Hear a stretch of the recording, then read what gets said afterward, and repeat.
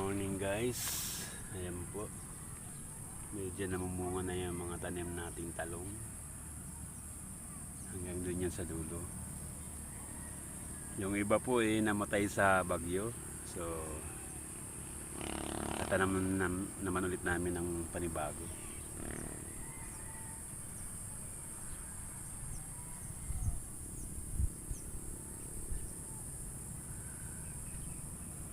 Yan yung mga talong natin.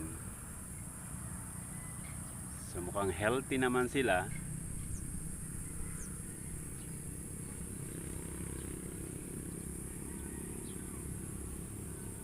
Yan.